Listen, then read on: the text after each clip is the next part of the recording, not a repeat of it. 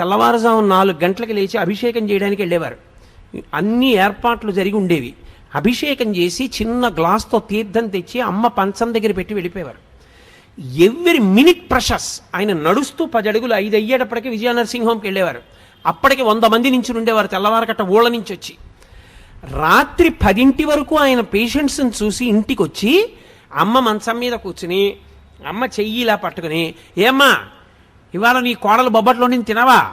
ఏం తింటాను రా, షుగర్ భయం. నీకెందుకమ్మా నేను ఉండగా, తిను ఓ బొబ్బట్ పట్టరావే అని 2 ముక్కలు అమ్మకి పెట్టి, అమ్మ నేను వేస్తాను కదా టాబ్లెట్ అని ఓ టాబ్లెట్ వేసేసి అమ్మతో 4 మాటలు మాట్లాడి పక్క పక్క పక్క పక్క నవ్వి పడుకుంటే, నేను ఒకసారి వాళ్ళ ఇంటికి వెడితే వాళ్ళ అమ్మగారు అన్నారు నాతో, నాయన శరీరంలో ఓపికండి బతికాను అనుకుంటున్నావా? నా కొడుకు రాత్రి ప్రతిరోజు వచ్చి కూర్చుని అమ్మ అమ్మ అంటూ మాట్లాడిన మాటలకు బతుకుతున్నానయ్యా అన్నారు ఆవిడ. అది ఆదర బుద్ధి. అమ్మ నిన్ను ఏదో ఎత్తుకుపోతుంది నీ దగ్గర అనుకోవడం నీ కర్మ, అది నీ బుద్ధి ఎందొచ్చిన జాడ్యం. తండ్రి నీ డబ్బేదో పట్టుకుపోతాడు అనుకోవడం నీ జాడ్యం, అది నీకొచ్చిన తప్పు, నువ్వు దిద్దుకోవాలి. నీకు జ్వరం వస్తే నువ్వు మందేసుకున్నట్టు ఈ శాస్త్ర విషయంలో నీకు అవగాహన దోషం వస్తే నువ్వు నేర్చుకోవాలి. కానీ అది తిన్నగా పిల్లల తప్పని నేను చెప్పను.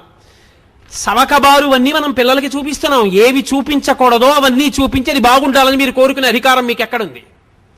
మీరు ఏది చూపించకూడదో అది చూపించకుండా ఉండడం సమాజం యొక్క ప్రధానమైన కర్తవ్యం. అప్పుడు పిల్లలు బాగుండాలని కోరండి. అయినా ఇంకా పిల్లలు బాగుంటున్నారంటే వాళ్ళది గొప్పతనం. కాబట్టి తల్లి తండ్రి అంత గొప్పవాళ్ళు. ప్రెసిడెంట్ ఆఫ్ ఇండియా చేశాడు మహానుభావుడు, ప్రపంచం చేత కీర్తింపబడ్డాడు అబ్దుల్ కలాం గారు. వింగ్స్ ఆఫ్ ఫైర్ రాసుకుని ప్రిఫేస్లో రాసుకున్నాడు, అమ్మ ఒకనాడు నేను రామేశ్వరంలో ఆకలితో ఉండి చదువుకుంటూ నీ దగ్గరికి వచ్చి చపాతీ పెట్టమంటే 2వ ప్రపంచ యుద్ధంలో గోధుమలు దొరకని రోజుల్లో నువ్వు నాకు వేడివేడిగా పొయ్యి మీద వేసి నా కడుపు నిండడానికి నువ్వు తినడం మానేసి నువ్వు పెట్టినటువంటి గోధుమ రొట్టెల వలన కలిగిన రక్తం చేత పొందినటువంటి ప్రేరణతో ఈ దేశ రక్షణ కొరకు ఉపగ్రహములను నిర్మించి భారత రాష్ట్రపతి అనిపించుకున్న ఈ అబ్దుల్ కలాం ఏదో ఒకనాడు ఈ శరీరాన్ని విడిచిపెట్టి నువ్వు ఉన్న చోటికొచ్చి నీ పాదములకు నమస్కరిస్తాడమ్మా, నీ పాదములకు ఈ పుస్తకం అంకితం అని రాసుకున్నారు. అది పరిణితి, అది పూజ్య భావన. అంటే అది ఎక్కడుందో అది చెప్పుకోవాలి. పనికి మాలిన లక్షణం మనకెందుకు?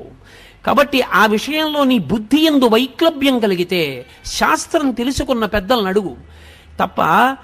దోషం తల్లి నిన్నేదో చేసేస్తుంది, తండ్రి నిన్నేదో చేసేస్తాడు, నువ్వు 5 రూపాయలు సంపాదించగానే తల్లిదండ్రుల పట్ల పెడభావన కలుగుతుంది అనుకుంటే అది ఆ వ్యక్తి యందు దోషం ఏర్పడిందని గుర్తు. ఆ దోషము పరిష్కరింపబడాలి. ఆ బుద్ధి అసలు మంచిదే కాదు. తల్లిదండ్రులను మించినటువంటి వ్యక్తులు లేరు. అందుకే శంకర భగవత్పాదులు ఆ మాట అన్నారు, పూజ్యోస్తు గురువు. తండ్రి ఎవరో తెలుసా? తనంత తాను గురువు. గురువు అన్న మాటకు అర్థం ఏంటో తెలుసా? బరువు అని. తండ్రికి 80 ఏళ్ళు వచ్చాయి, కొడుకు సీనియర్ అయ్యేసి అప్పటికి. ఇప్పుడు తండ్రి గొప్ప కొడుకు గొప్ప? తండ్రి శరీరముతో ఉన్నంత కాలము తండ్రి ముందు కొడుకు చిన్నవాడే. గురువు బరువు, ఎదురుకుండా ఉన్నది లఘువు చిన్నది. అప్పుడు కూడా శుభలేఖ తండ్రి గారి పేరు మీదే ఇవ్వాలి నీకు జ్ఞానం ఉంటే. ఐఏఎస్ కదా అని ఆయన పేరు మీద ఇవ్వకూడదు, కొడుకు పేరు మీద. తండ్రిని అంతలా చూడాలి. మహానుభావుడు డిస్ట్రిక్ట్ జడ్జ్ చేశారు కృష్ణయ్య గారు. తండ్రిని ఎలా చూశారండి? నిజంగా ఎంత సంతోషపడిపోయేవాళ్ళం మనం ఆయన్ని చూసి. అటువంటి తండ్రులు, అటువంటి కొడుకులు నాకు తెలుసు. కాబట్టి తండ్రి ఆయన పూజనీయుడైన గురువు. ఆయన నీకన్నా ఎప్పుడూ 4 ఆకులు తెలిసున్నవాడే. అందుకే శ్రీరామాయణంలో వాల్మీకి మహర్షి ఒక తీర్పు చెప్పారు. కొడుక్కి భార్యగా ఎవరుండాలో నిర్ణయం చేయగలిగిన అధికారి ఎవడు? తల్లి కూడా కాదు. ఎందుకో తెలుసా? తల్లిది అతి ప్రేమ. అతి ప్రేమ ఎక్కడుంటుందో శంక అక్కడ ఎక్కువైపోతుంది. అమ్మ రాశీభూతమైన ప్రేమ అన్నాను కదా. మీరు చూడండి, 8ంటికి ప్రైవేట్ నుంచి రావలసిన పిల్లాడు 8:30కు కూడా రాలేదనుకోండి, అమ్మ అంటుంది, ఏమండి వీడు ఆ సైకిల్ చక్రం బాగు చేయించుకోరా అంటే, బాగు చేయించుకోలేదు, ఏం అవ్వలేదు కదా అంటుంది. ఏం అవ్వలేదు కదా అంటే, వాడు దేన్నో గుద్ది పడిపోలేదు కదా, కాలు ఇరిగిపోలేదు కదా, చెయ్యి ఇరిగిపోలేదు కదా, నోటితో అందం. ప్రేమ ఎక్కడ ఎక్కువో శంక అక్కడ ఎక్కువ. అందుకే అమ్మ కోడల్ని నిర్ణయం చేయడంలో శంక ఎక్కువైపోతుంది. ఈ అమ్మాయి సుఖపెడుతుందా, మా ఇద్దరినీ కలిసి ఉండనిస్తుందా, అయ్యి బాబోయ్ ఏం చిచ్చెట్టేది కదా, ఎప్పుడు శంక బెంగెక్కువ కాదు. దక్షతతో ఆత్మావై పుత్రనామాసి, తన యొక్క తేజస్సే తన కొడుకు. ఆమె నా కొడుకుని సుఖపెట్టగలదు, కోడలిగా నా వంశోన్నతిని చెయ్యగలదు, మమ్మల్ని సంతోషపెట్టగలదు. ఆ కొడుకు మనోభావాన్ని అర్థం చేసుకుని కోడల్ని తేగలిగిన వాడు తండ్రి ఒక్కడే. అందుకే శ్రీరామాయణంలో చాలా మంది అనుకుంటారు ఏదో శివధనుర్భంగం అయింది, రామచంద్రమూర్తి సీతమ్మని స్వీకరించాడు అనుకుంటారు. తప్పు. అయోధ్యకాండలో అనసూయమ్మతో చెప్పింది సీతమ్మ తల్లి, మా ఆయన నన్ను అలా పెళ్లి చేసుకోలేదమ్మా, శివధనుర్భంగం చేస్తే మా తండ్రి గారు జనక చక్రవర్తి గబగబా పూర్ణ కలశం పట్టుకుని వచ్చారు, పట్టుకొని వస్తే ఆయన ఏం స్వీకరించలేదు నన్ను. ఆయన అన్నాడు, అయోధ్యాయాః పితుశ్చందః అవిజ్ఞాయ పితుశ్చందః అయోధ్యాధిపతే ప్రభోః. నాకు ఎవరిల్లాలుగా ఉండాలో నిర్ణయించవలసిన వాడు నా తండ్రి, నన్ను చదివించినవాడు, వశిష్ఠుడి దగ్గర బుద్ధి నేర్పినవాడు, విశ్వామిత్రుడితో పంపినవాడు, నిరంతరం నా కొరకు పూజ చేసేవాడు, నా గురుకు ప్రార్థన చేసేవాడు అయిన నా తండ్రికి నా పక్కన ఎవరు భార్యగా ఉంటే సుఖపడతానో తెలియదా? ఆయన నిర్ణయిస్తే నాకు భార్య. శివధనస్సెందుకు భంగం చేశానంటావేమో, క్షత్రియుణ్ణి ఎక్కుపెట్టే. మా నాన్నగారిని పిలిచి మాట్లాడు, మా నాన్నగారు చేసుకోమంటే చేసుకుంటా, లేకపోతే నేను ఈమెని స్వీకరించానన్నాడు. ఆవిడ చెప్పింది అనసూయమ్మతో, అయోధ్యాయాః పితుశ్చందః, మా తండ్రి ఉన్నాడు, ఆయన ఒప్పుకోవాలి, ఒప్పుకుంటే చేసుకుంటా, లేకపోతే చేసుకోనన్నాడమ్మా మా ఆయన. అందరూ సీతాకళ్యాణం అంటే వెంటనే అయిపోయింది అనుకుంటారు. అప్పుడు మా నాన్న దశరథ మహారాజు గారికి కబురు చేశారు. దశరథ మహారాజు గారు పిల్లని చూసి చాలా బాగుంది అనలేదు, పిల్లని చూసి చాలా బాగుందని మామగారు అనకూడదు. ఆయన ఎవరు? పిల్ల అంత చందాలి ఆయనకి ఎందుకు? పిల్ల యోగ్యత అంతే ఆయనకి కావలసింది. పిల్ల అందంగా ఉందనవలసిన వాడెవరు? కొడుకు. నువ్వు కోడల్ని కూతురులా చూడవలసిన వాడివి, పిల్ల బాగుందో బాగులేదో నీకెందుకు? పిల్ల సంస్కారం మంచిదిరా, కుటుంబం మంచిదిరా, పిల్ల మనస్సు మంచిదిరా, అది నువ్వు పెద్దవాడిగా లెక్క కట్టవలసింది. ఇక పిల్లల్ని నువ్వు ఇష్టపడతావా, చేసుకో. ఉరే ఇన్ని ఉన్నాయి కానీ ప్రధానమైన ప్రతిబంధకం ఒకటి ఉంది, దానివల్ల నువ్వు ఆమెతో కలిసి సంసారం చేస్తే సుఖపడవు, అందుకని వద్దులే. మనోకోణంలో తీర్పు చెప్తాడు తప్ప శరీరగతమైన అందం మామగారికి ఎందుకు? దోషభూయిష్టం. అసలు మామగారు పెళ్లి చూపులకు వెళ్ళి ఆ పిల్ల బాగుంది, ఆ పిల్ల అంగుళం పొడుగ్గా ఉంది, ఆ పిల్ల తెల్లగా ఉంది, నీకెందుకు అవన్నీ? నీ కోడలా ఎవరనుకుంటున్నావు? మహాపాతకం మూట కట్టుకోకల్లా నీకెందుకు ఆమె అందచందాలు? నీ కొడుకుని అడుగు, ఎవరా నీకు నచ్చిందా? ఆ నాన్నగారండి నాకు చాలా నచ్చిందండి, శాబాష్ పూర్ణం చేసుకో. నువ్వు సంస్కారం చూడు, అందచందాలు నీ కొడుకు చూడాలి. నువ్వు చూడకూడదు, నువ్వు చేసిన కొడుకు దగ్గరికి వెళ్ళి అమ్మాయి చాలా బాగుందిరా అంటావా? గడ్డి తినడానికి నీ వయసు దేనికి అది? అందుకోసం కాదు మామగారు, ఎవడు ఎలా ఉండాలో నేర్పింది శాస్త్రం. కాబట్టి అమ్మా మా ఆయన ఒప్పుకోలేదు. అప్పుడు రాముడు దశరథుడిని పిలిస్తే దశరథుడు ఏం చేశాడు? సీతమ్మని చూస్తానని సీతమ్మని చూసి బాగుందనలేదు. నేను చెప్తే నా గురించి గొప్ప అనుకుంటారు, ఇదిగో మా కులగురువుని తీసుకొచ్చా వశిష్ఠుణ్ణి, వినండి మా వంశం గురించి అన్నాడు. వశిష్ఠుడు చెప్పాడు, ఉన్నవి లేనివి దోషాలు గుణాలు అన్నీ చెప్పాడు. అన్నీ మంచివే చెప్పలేదు. వీళ్ళ వంశంలో ఒక ఆయనకి కోపం ఎక్కువ, గురువునే శపించబోయాడు. అప్పుడు ఆ నీళ్లు ఆయన పాదాల మీద పడితే ఆయన కాళ్లే కాలిపోయి కల్మషపాదుడయ్యాడని చెప్పి అది కూడా చెప్పాడు. ఏం దాపరికం పెట్టుకోవాలా? జనకుడు తన వంశం తను చెప్పలా, పిలిచాడు పురోహితుణ్ణి, నువ్వు చెప్పవయా మా వంశం అన్నాడు. ఇప్పుడు ఆయన చెప్పాడు. ఇప్పుడు విశ్వామిత్రుడు వశిష్ఠుడు శతానందుడు నిర్ణయం చేశారు, ఈ రెండు వంశాలు ఒకరితో ఒకరు వియ్యవందొచ్చని. పెద్దలు నిర్ణయించినారుగాన శుభలేఖమే చేసి నువ్వు ప్రేమించడం కాదు, పెద్దలు నిర్ణయించాలి. అందుకని ఇప్పుడు దశరథుడు ఒప్పుకున్నాడు, మా ఆయన నన్ను స్వీకరించాడమ్మా అంది సీతమ్మ. రామాయణం జాతికి నడవడిక నేర్పినటువంటి కావ్యం. కాబట్టి తండ్రి ఆయన దృష్టికోణము ఎప్పుడూ ఒక్కటే, నువ్వు సంతోషం, నువ్వు సంతోషం, నువ్వు సుఖంగా ఉండడం, నువ్వు సంతోషం, అదొక్కటే ఆయనకు కావాలి. నువ్వు దుఃఖపడ్డం ఆయన ఒప్పుకోడు. అటువంటప్పుడు నీ దగ్గర డబ్బు తీసేసుకుంటాడు, నిన్నేదో చేసేస్తాడు. ఆయన జీతం గురించి, నీ జీతం గురించి ఆయనకి తెలిస్తే నువ్వేదో బెంగపెట్టేసుకోవాలని నువ్వెందుకు అనుకుంటావు? అనుకోవద్దు. తండ్రి అయిన ఉత్తర క్షణంలో ఆ పురుషుని యందు ఆ లక్షణం ఏర్పడిపోతుంది. కొడుకుని సుఖపెట్టాలి వచ్చేస్తుందంటే ఆ లక్షణం. కాబట్టి ఇది తల్లిదండ్రుల యొక్క లక్షణం. అందుకే జన్మతః గురువెవరు అంటే తండ్రే. అక్షరాభ్యాసం అందుకే తండ్రితో చేయిస్తారు.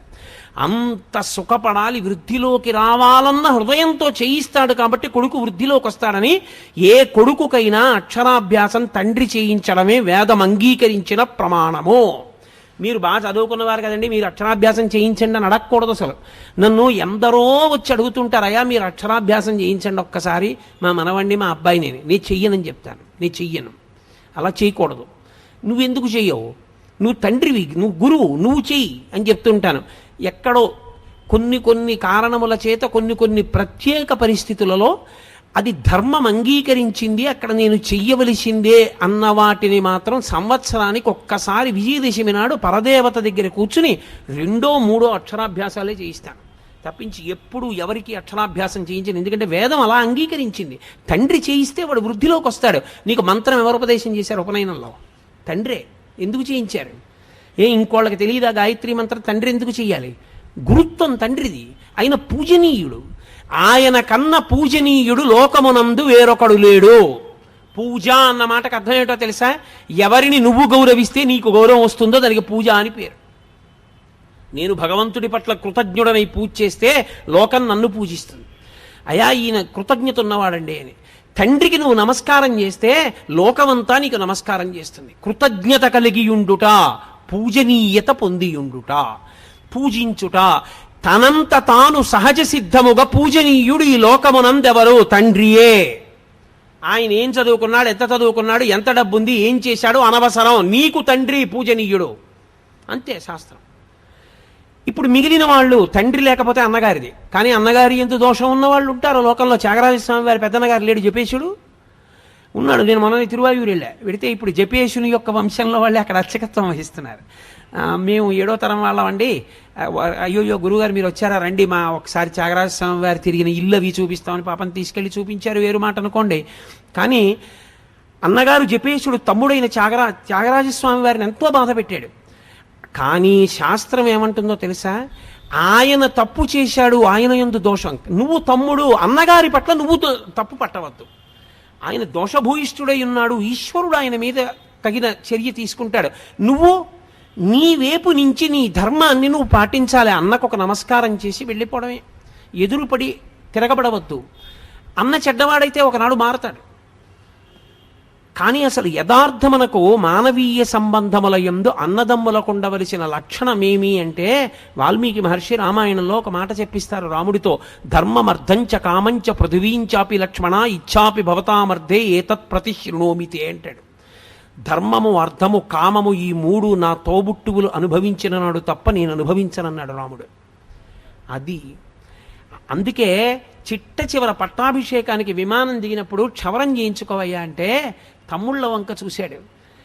అడగకపోయినా అరణ్యవాసం చేయమని నా వెంట వచ్చి లక్ష్మణస్వామి జుత్తు చూడండి. రాజ్యం తల్లి తెచ్చి ఇచ్చినా అక్కర్లేదని నందిగ్రామంలో కూర్చుని మహానుభావుడు పాదుకలు సింహాసనం మీద పెట్టి పరిపాలించిన భరతుడి జుత్తు చూడండి. వాళ్ళు జుత్తు తీసుకోకుండా నేను జుత్తు ముందు తీసుకుని సహేగంగా తయారవనా? ముందు తమ్ముళ్ళకి తీయండి, తర్వాత నేను తీసుకుంటానన్నాడు. అది అన్నగారంటే. ఉండరా దోషభూయిష్టమైన అన్నదమ్ములు ఉంటారు, కానీ లోకంలో ఆదర్శవంతమైన అన్నదమ్ముల్ని తీసుకోవాలి. అందుకే శ్రీరామాయణ కావ్యం ఒక్కటే లోకమునకు ఎన్నో నేర్పుతుంది. మీరు చూడండి, వాలి సుగ్రీవులు, సుగ్రీవుడు భార్యను కూడా వాలెత్తుకుపోతాడు. అదో అన్నదమ్ములు. వాలి చచ్చిపోయాడు, సుగ్రీవుడు మిగిలాడు. రావణ విభీషణ కుంభకర్ణులు. విభీషణుడు ధర్మాత్ముడు, ఎంత చెప్పాడో అన్నయ్య వద్దన్నయ్య, అన్నయ్య వద్దన్నయ్య. తమ్ముడు చెప్పాడు, వినలేదు, బయటికి గెంటేశాడు. రావణుడు చచ్చిపోయాడు, కుంభకర్ణుడు చచ్చిపోయాడు, విభీషణుడు మిగిలాడు. ఈ విభీషణుడు ఈ సుగ్రీవుడు రామపట్టాభిషేకానికి వచ్చారు. విమానంలోంచి రామచంద్రమూర్తి కిందకి దిగుతున్నారు. భరతుడు పరుగు పరుగున వెళ్ళి నేల మీద పడి నమస్కారం చేసి చెప్పుల జత తీసుకొచ్చి, అన్నయ్య 14 ఏళ్ళు అడవుల్లో తిరిగావన్నయ్య నా వల్ల, మా అమ్మ కోరబట్టి, అన్నయ్య తొందరగా చెప్పులు వేసేసుకో అన్నయ్య అని కాళ్ళ కింద చెప్పులు పెట్టాడు. మొదట ఏడిచిన వాళ్ళు ఎవరో తెలుసా? సుగ్రీవుడు, విభీషణుడు. అరే అంత తపస్సు చేసినవాడు రామ, అన్నయ్య 3 లోకములను శాసించినవాడు చచ్చిపోయాడు రా, అనవసరంగా అన్నీ చెప్పేశాను, ఇలా మేము కలిసి ఉండలేకపోయాను రా, ఆ అన్నయ్య చచ్చిపోయాడు, ఎంత గొప్పవాడు రా కుంభకర్ణుడు, పాపం నిద్రపోతూ లేచి అన్నం తిని పడుకునేవాడు రా, బ్రహ్మగారి శాపానికి చచ్చిపోయాడే. కళ్ళొత్తుకున్నాడు. సుగ్రీవుడు, అరే ఇంద్రాంశలో పుట్టాడు మా అన్న, ఏడి చచ్చిపోయాడు అని తమ్ముడు కళ్ళొత్తుకున్నాడు. నువ్వు కలిసి ఉన్న అన్నదమ్ముల్ని చూసి నువ్వు ఏడిచే రోజు తెచ్చుకోకు. నువ్వు కూడా కలిసి ఉండడం జీవితంలో నేర్చుకో. కానీ ఒక్కటి మాత్రం నేను యథార్థం చెప్తున్నాను, ఇది చెప్పినంత తేలిక మాత్రం కాదు. ఎందుకో తెలుసా? అన్నగారు మహాధర్మాత్ముడైతే అన్నగారి మొహం చూడ్డానికి ఇష్టపడని తమ్ముళ్ళు నాకు తెలుసు. ఆయన మహాధర్మాత్ముడు. ఆయనే ఆయన తమ్ముడు సొమ్మెత్తుకుపోయేవాడు, తమ్ముడు పాడైపోవాలని కోరుకునేవాడు కాదు. ఎప్పుడూ తమ్ముడు వృద్ధిలోకి రావాలని కోరుకునేవాడే. అయినా అన్నగారి ముఖం చూడని తమ్ముళ్ళు నాకు తెలుసు. తమ్ముడు చాలా యోగ్యుడే, కానీ తమ్ముడి ముఖం చూడని అన్నలు నాకు తెలుసు. అటువంటి వాళ్ళు మాత్రం నా ఎరుకలో ఉన్నారు. దీనికి పరిష్కారం ఎవరి చేతిలో ఉందని అడిగారు. తల్లిదండ్రులు చూస్తారు. వాళ్ళ తృప్తి కొరకు నువ్వు చెయ్యాలి. అందుకే ఎంత కొట్టుకు చచ్చిపోయినా ఒక్కసారి మాత్రం కలుసుకోమని చెప్పింది శాస్త్రం. అప్పుడు కూడా కలుసుకోకపోతే ఇక ఆ అన్నదమ్ములు మేము ఫలానా వారి కొడుకులవండి అని చెప్పుకోవడానికి అనర్హులు. తండ్రి కానీ తల్లి కానీ చనిపోయిన రోజు వస్తే అన్నదమ్ములు ఆ రోజున కలిసి ఆ ముందు పుట్టినవాడి చెయ్యి కింద పెట్టి వెనక పుట్టిన వాళ్ళు పైన చేతులు పెట్టాలి. అక్షయతృప్తి ద్వారా పునరావృత్తిరహిత శివసాయుధ్య సిద్ధ్యర్థం అని చెప్తూ నీళ్లు పోస్తాడు. ఆకరణ పుట్టినవాడు పోసిన నీళ్లు అక్షతలతో కలిపి పెద్దవాడి చేతి మించి కింద పడాలి. తండ్రి అప్పుడు వచ్చి చూస్తాట, అరే ఇద్దరిని కన్నాను, పెద్దవాడు తద్దినం పెడుతున్నాడు, నీళ్లు విడిచిపెడుతున్నాడు, వాడు రాడు, వీడు పిలవడు, వీడు బుద్ధి చెప్పలేదు, వీడు గట్టిగా చెప్పలేదు, వీడిది తప్పే అని ఏడుస్తూ పుచ్చుకుంటాట నీళ్లు. మరి 3 తరాలు ఉండద్దు దక్షిణ దిక్కున పితృస్థానంలో. కాబట్టి అన్నదమ్ములన్న వాళ్ళు తమని కన్నవాళ్ల యొక్క కనీస గౌరవాన్ని దృష్టిలో పెట్టుకున్నప్పుడు 50 ఏళ్ళు వచ్చేసాయి అన్నకి, ఎన్నాళ్ళు ఉంటాడు? మహా ఉంటే మీ ఇంట్లో ఉన్న ఆయుర్దాయాన్ని దృష్టిలో పెట్టుకున్నప్పుడు ఇంకో 15 ఏళ్ళు ఉంటాడు. ఇంకొక 15 సంవత్సరాలు ఆయన బతికితే ఆయన తెలివేసి ఉండేది 7.5 సంవత్సరాలు. ఒక రాత్రి నిద్రపోతాడు కాబట్టి 7.5 సంవత్సరాల్లో ఆయన ఏడాదికి మీ దగ్గరికి వచ్చి మాట్లాడితే ఏడాదికి 2 రోజులు కలుసుకుంటారు. కాబట్టి 7.5 సంవత్సరాల్లో అర సంవత్సరం వదిలేసిన ఇక 14 రోజులు. 14 రోజులు అన్నాదమ్ముడు పక్క పక్కన కూర్చున్నా 14 రోజులు మాట్లాడుకోరుగా. ఆయన కాలకృత్యాలు ఆయనవి, ఆయన భోజనం అయింది, ఆయన సంసారం అయింది, ఆయన పనులు అయినవి, ఈయన పనులు ఈయనవి. తీసేస్తే సగానికి 3.5 రోజులు. ఇక 50 ఏళ్ళు వచ్చిన అన్నగారు తన తమ్ముడితో కలిపి ఈ జన్మకి మేము తల్లిదండ్రుల బిడ్డలమని మాట్లాడుకునేటటువంటి అవకాశం ఏమైనా మిగిలితే 65 ఏళ్ళు బతుకుతాడు. వాళ్ళ ఇంట్లో ఉన్న ఆయుర్దాయాన్ని లెక్క కట్టినప్పుడు అనుకుంటే ఇక వాళ్ళిద్దరూ కలిసి మాట్లాడుకునేది 3 రోజులు. 3 రోజులు మాట్లాడుకునే దానికి దేనికి మీ ఇద్దరు దెబ్బలాడుకుని అన్న ముఖం చూడని తమ్ముడి దగ్గరికి వెళ్ళలేని అన్నగా మారారు. సిగ్గుపడద్దు. అది ఆ అనుబంధాన్ని అర్థం చేసుకున్నప్పుడు ఎందుకు కలిసి ఉండలేవు నువ్వు? ఎందుకు సంతోషంగా ఎక్కడ మీ ఇద్దరికి అభిప్రాయ భేదం లేదో ఆ విషయాన్ని మీ ఇద్దరు మాట్లాడుకుని వెళ్ళిపోతే సరిపోయిందిగా.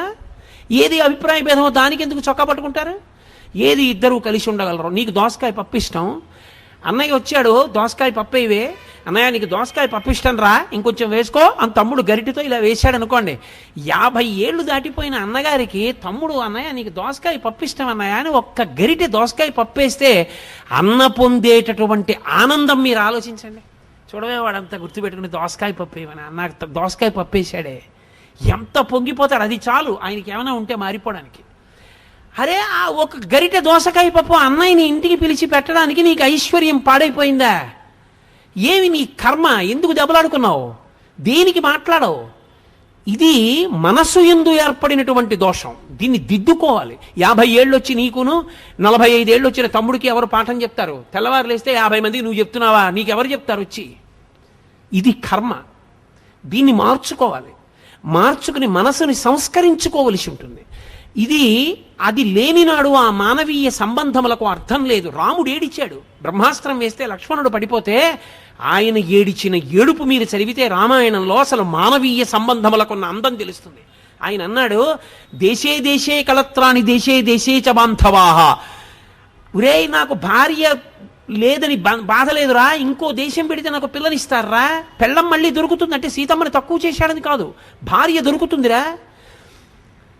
కానీ అమ్మకి నాన్నకి పుట్టిన వాళ్ళము అన్న వాళ్ళల్లో తోడ పుట్టినవాడన్నవాడు ఇక మళ్ళీ నాకు రాడుగా, దశరథుడు చచ్చిపోయాడుగా, ఇంకెక్కడి నుంచి వస్తారా తోడ పుట్టిన వాళ్ళు? నువ్వు వెళ్ళిపోయావా నాకన్నా ముందని ఏడిచాడు.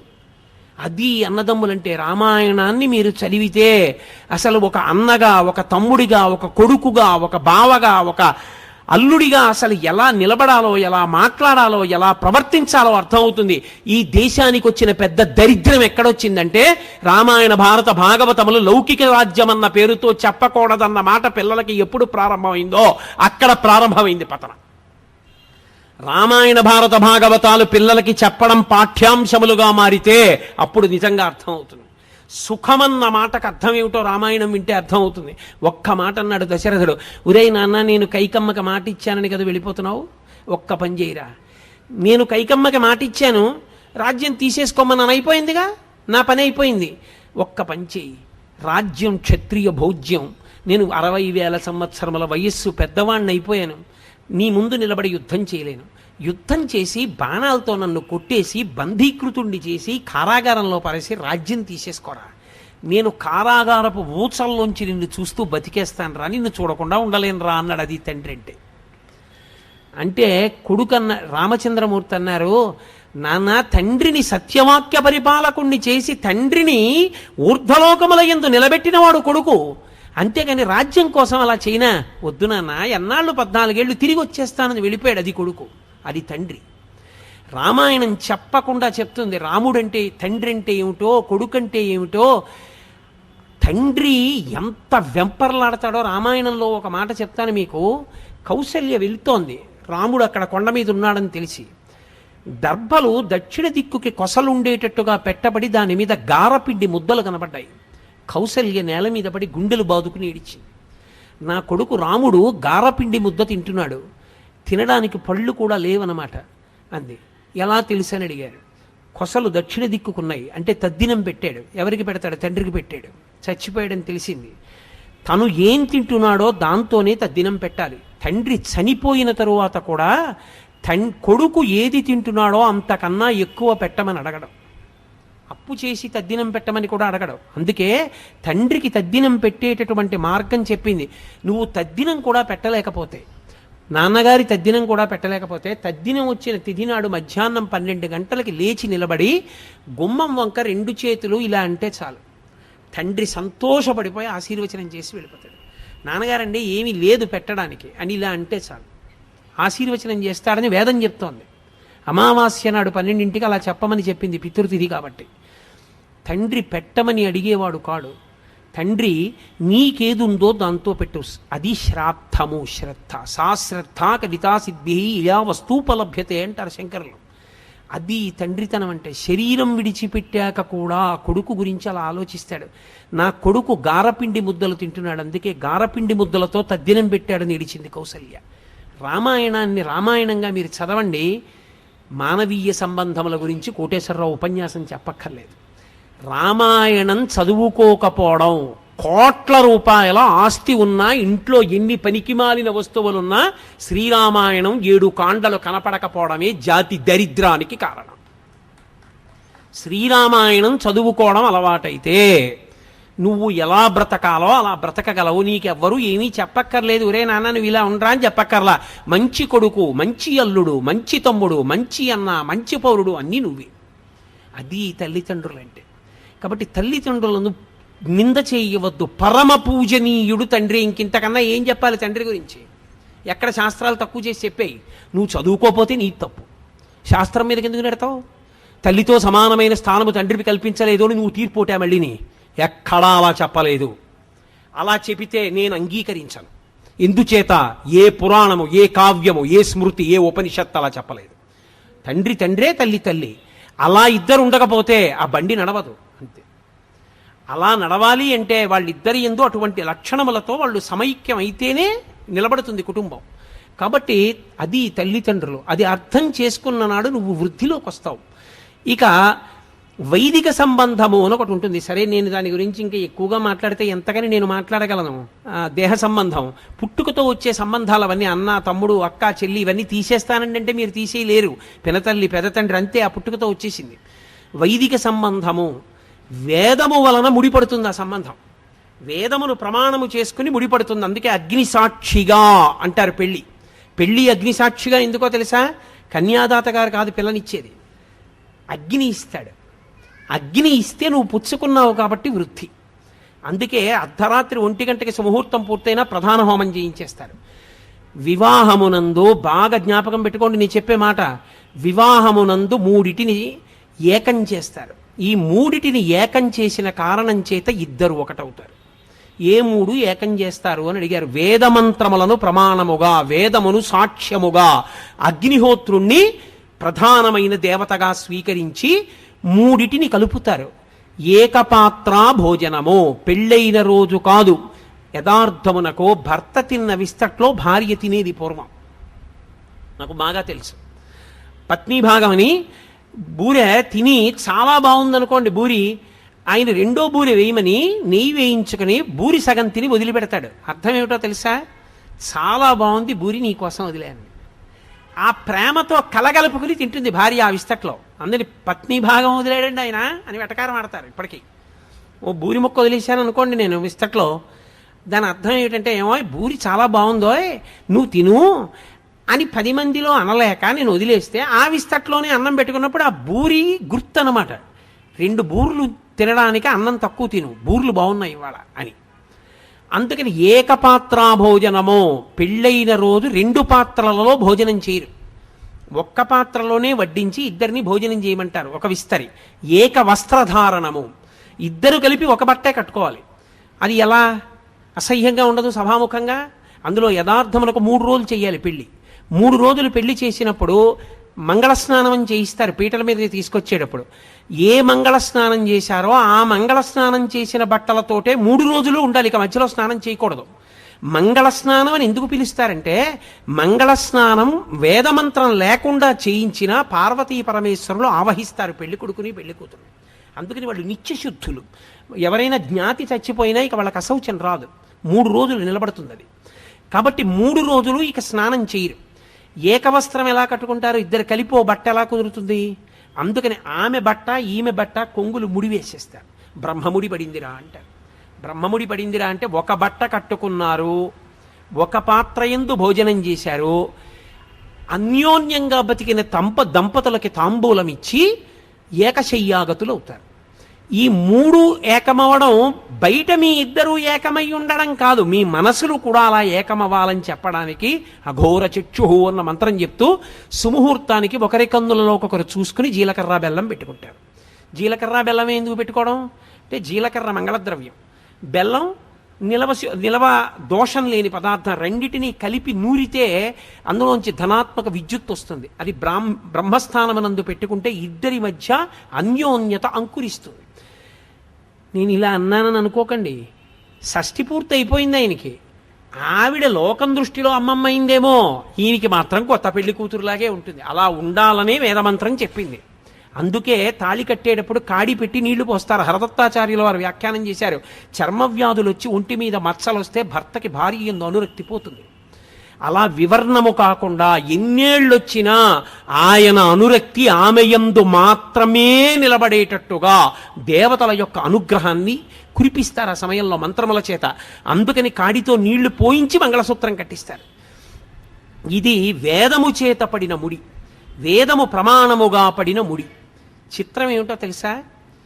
ఈ ముడిని బట్టే నిన్ను కన్న తల్లిదండ్రుల అభ్యున్నతి కూడా ఆధారపడుతుంది. చిత్రం ఏమిటంటే, లోకంలో అన్నిటినీ దాటి పరమ పవిత్రమైపోయిన అనుబంధం ఏది? భార్యాభర్తల అనుబంధమే. అందుకే విశ్వనాథ సత్యనారాయణ గారు 1000 పడగలు రాస్తూ అబ్బా ఓ మరచెంబును అడ్డుపెట్టి దాంపత్యాన్ని వర్ణించాడు మహానుభావుడు. కాబట్టి వాళ్ళిద్దరి మధ్య పెరుగుతున్న కొద్దీ అనుబంధం, మొదట్లో ఇద్దరి మధ్య ఆకర్షణ కారణం అవుతుంది, కానీ షష్ఠి పూర్తికి వచ్చేటప్పటికి ఆ దంపతుల యొక్క లక్షణం ఎలా ఉంటుందో చెప్పారు. అసలే అది కొత్తపల్లి కొబ్బరి మామిడి పండు మా గోదావరి జిల్లాలో దొరుకుతుంది. అబ్బో ఎంత రుచో! అది ముగ్గిపోయింది సువాసన.